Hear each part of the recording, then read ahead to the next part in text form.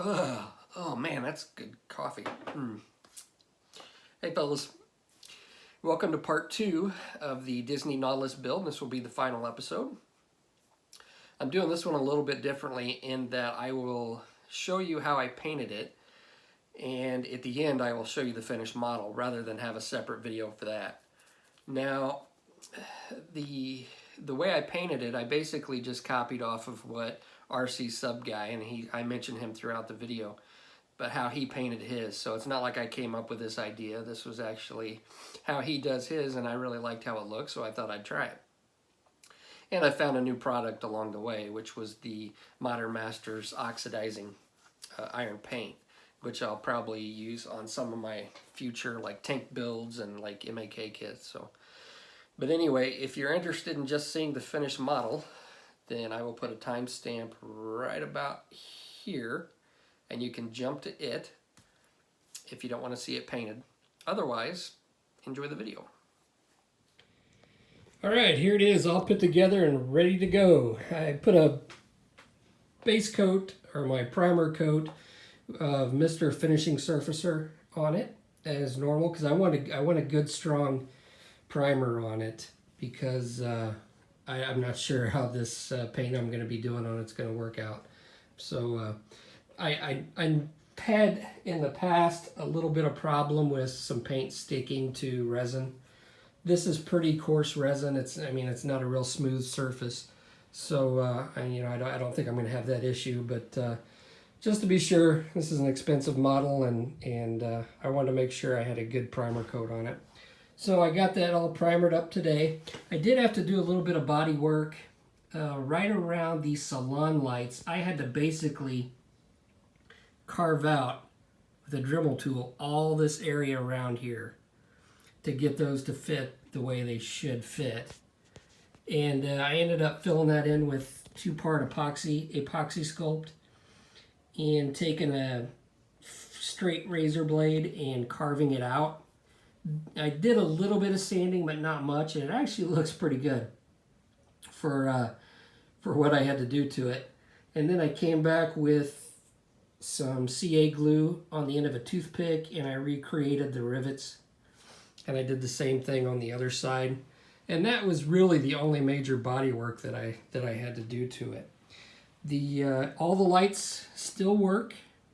I've painted over, you can obviously see that I've painted over the fiber optics, but I leave them a little bit long because so I don't have to mask them, because what I'm going to do is I'm going to end up cutting those almost flush and then ballooning them out or mushrooming them out. I was going to use liquid mask on the surface or the windows, because it's a curved surface, but I ended up just cutting them out, cutting little pieces of tape out and rounding off the edges, and then I could like kind of squeeze them in there. So I think I've got those pretty well masked off. But and then I got all my other parts on, and I think it is going to turn out hopefully pretty good, crossing my fingers. So what I'm going to do next, oh, and I also put this little base thing together. I ended up putting some pins in it, and I CA glued this. I tried epoxy at first, and it wasn't sticking well. So what I ended up doing was putting some CA glue on these, between the center main piece and the two end pieces, and then I drilled out 2 holes and put aluminum rod through each one of those to give it a little extra strength, because this is what it's going to be sitting on. Here's my other parts. I'm going to leave some parts off of it, like this raker, because I am going to ship it, and I'm basically going to leave off all the parts that are going to break real easily. I've also got the I don't know, whatever you call this, the rammer jammer. It's just a push fit. It'll just go in there, and he won't even have to glue it. So there are going to be some parts that I leave off. Most notably, I am going to leave off these little wheel hatches. You're just going to have to, the owner's just going to have to snip those off, and then he can put them on, glue them on there, because these are made out of white metal. If I can get the camera to focus. These are made out of white metal, and they will break.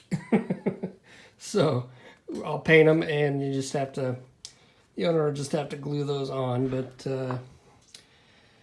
I also got the window glass all cut out. And these were all googly eyes that were supplied with it. And I just had to trim those, and they all fit perfectly. And then I spent a couple hours trying to get these salon windows to fit, because you have to get these at just the right depth that these things will fit over and attach. So that took a little work, but I got it done. So anyway, I'm going to paint this with Tamiya silver. I was going to use a spray can. However, I do have some of this metallic gray from Tamiya that I was almost going to throw away because I never use it. But I thought, you know, what the heck, I want a metallic look, but it's basically going to be covered mostly in rust. So I'm going to go ahead and use this rather than waste my good metallic paint on it, since it's going to be mostly covered anyway. Then I'm going to take NATO black and shade where the rivets are, and then I'm going to come back with the Modern Masters Metallic Effects oxidizing iron paint, and we'll go over it with that and see how it looks. And that's basically what the RC sub guy does, and I really like the look that he gets, so I'm going to see if I can duplicate it. Crossing my fingers. I'm not sure how it's going to work out, but hopefully it'll look really cool when I'm done. And I'll probably come back, I'll do all my metallic stuff on it, and then we'll come back when I get ready to do the oxidizing paint. All right, it's the next morning, and I've got my metallic base coat on, and these are the colors that I use: Tamiya X10 gunmetal and flat aluminum. And I realized when I was spraying this why I don't use it, because it sucks. I mean, the finish isn't bad. It's kind of grainy. The flakes are big. But in this application, that's not going to matter. But also, these have a hard time spraying out of my airbrush. I think because the metallic pigment is so big. But anyway, I've got that done. I put a flat coat on it. And now I am ready to put my oxidizing metallic paint on. Now this stuff reeks. It just absolutely stinks. The RC sub guy described it as canned oysters, which I've never smelled. But oh my God, it's horrible. It smells worse than it looks, and it looks pretty bad. So what I'm going to do is I'm just going to plop some out here. I don't think you need much. I have done a little bit of experimenting with it. The reason I put a flat coat on this is I've experimented and used it on like a glossy type coat, and it just doesn't adhere very well. So what I'm hoping is that the flat coat will aid in this kind of sticking and coating evenly. This is white vinegar, and this is going to help it to rust. Man, this stuff is nasty. In fact, I'm going to put on some gloves. Not that I don't think this is going to hurt me, but I just don't want that stinky paint on me. It doesn't smell when it dries, but it does stink whenever you get it out. And I am just going to mix this up with the vinegar into like a slurry, and I may have to mix some more, I don't know.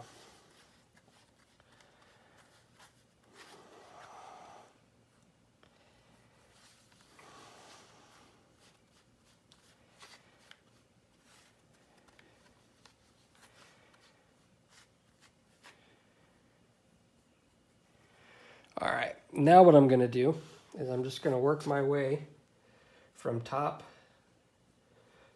to bottom and just try to get an even coat.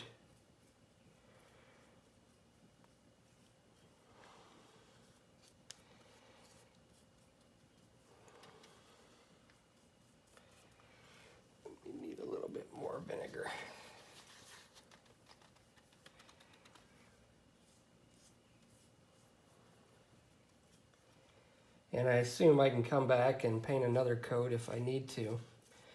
But apparently what you do is you put this on kind of like a thick wash. And again, this is my first time using it other than the few times I've experimented with it. You kind of put this on as a thick wash, and then you can come back and wipe it off in areas and clean it up.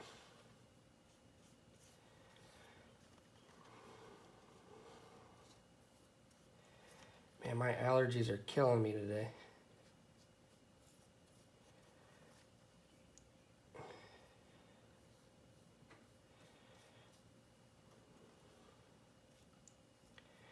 And as you can see, it's not really covering that well.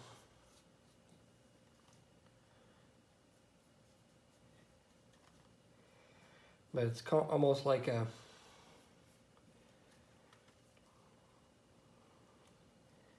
just a black wash, but it will rust.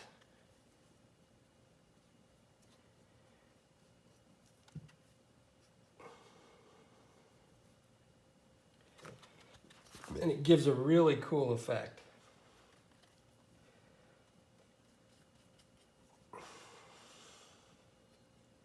All right.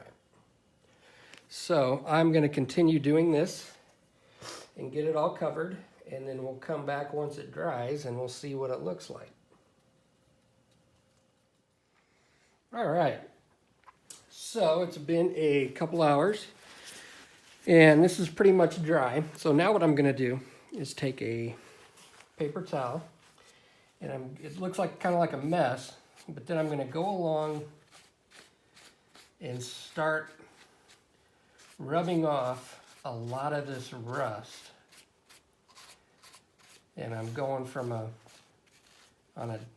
a downward angle. And it's gonna take away a lot of that. And it's just gonna kind of reveal some of that metallic finish underneath.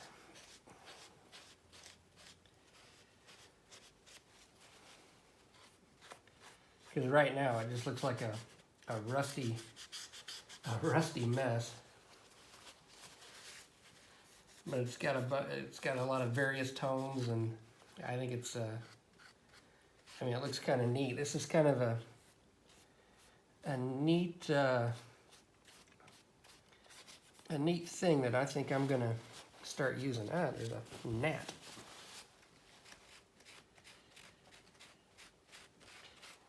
It doesn't have to be perfect, since I want this to look weathered and somewhat realistic. But I'm just gonna go along and clean this up and play with it until I get it to where I want it. I'm going to leave some rust and some crevices, and just kind of clean it up, take away a little bit more, leave a little bit more here and there. So that is where we are at.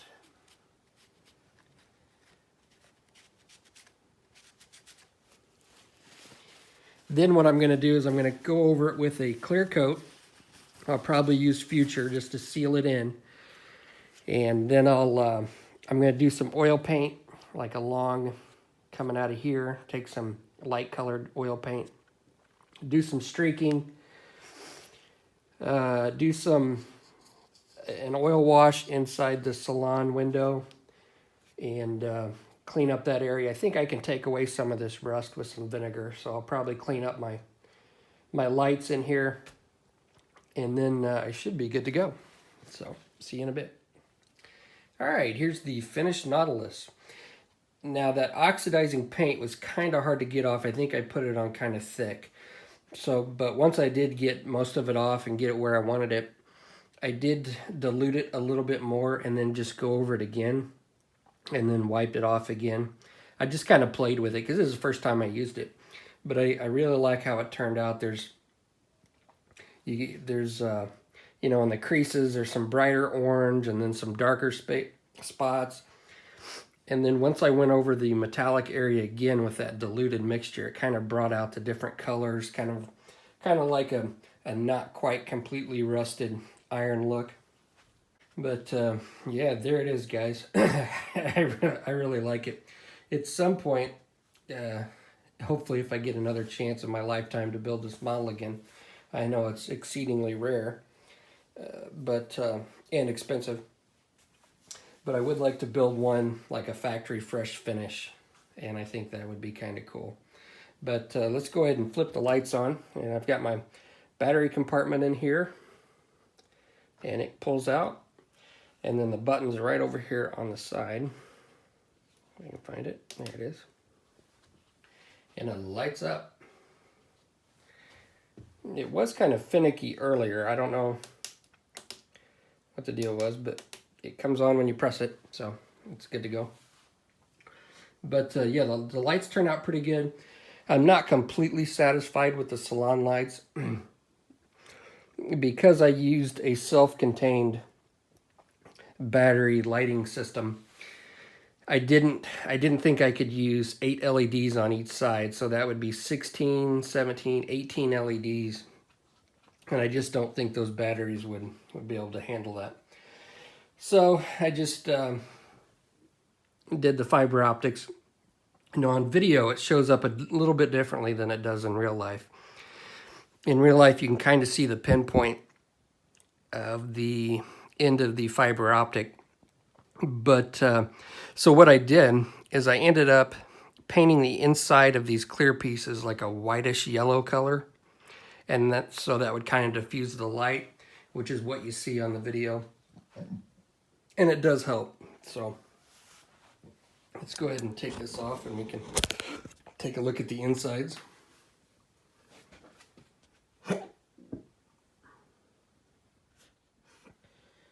Alright, I had a bit of a hiccup malfunction. And I'm going to try to do this without my camera wobbling all over the place, because I filmed this earlier, and I didn't like how the camera was wobbling. So, but here's a picture of the inside. And, you know, there's a lot more detail you could scratch build, but to be honest with you, from what I've seen and putting it together, you wouldn't be able to see it, really, to be quite honest with you. But the blue depth charger really shows up, and it's just kind of a cool little feature. And then I've got the green light, and you can kind of, there's the back window, if I can keep my thumb out of the camera. And there's the back window. And that actually wasn't that hard to get in. I mean, all the glass fit in pretty well. Even, you know, this little dealie right here that goes over the salon window was kind of a pain, because you kind of had to bend them and shape them because they were kind of distorted, and then you had to get the glass at the right depth. But you know, a little patience, and it got me there.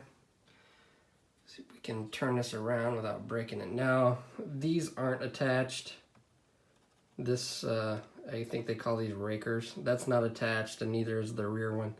Because I am going to ship this, those things would break off, so I just kind of kept those off, and the ender can glue them on. As well as the little wheels that go on the 3 hatches. And underneath here, there's a hole for the anchors on both sides, and I'm not going to glue those on. The owner can do that. It's pretty simple. But those are things that I would be concerned with breaking off. If we can spin this around. I'm going to put my phone down and we'll look at the other side. Alright, here's the other side. And then down here's my little switch for the lights. And very inconspicuous. So, there it is, guys. I'm not real happy with this stand that comes with it. It just, I don't know. I think it needs a little bit more, and I sent the owner an email to see if he wanted me to build, like, I think it would look better with like a wooden stand that's like stained and put a little plaque on it or something. But that's it. I will flash up some pictures so you guys can get a better, closer look at it, and thanks for watching.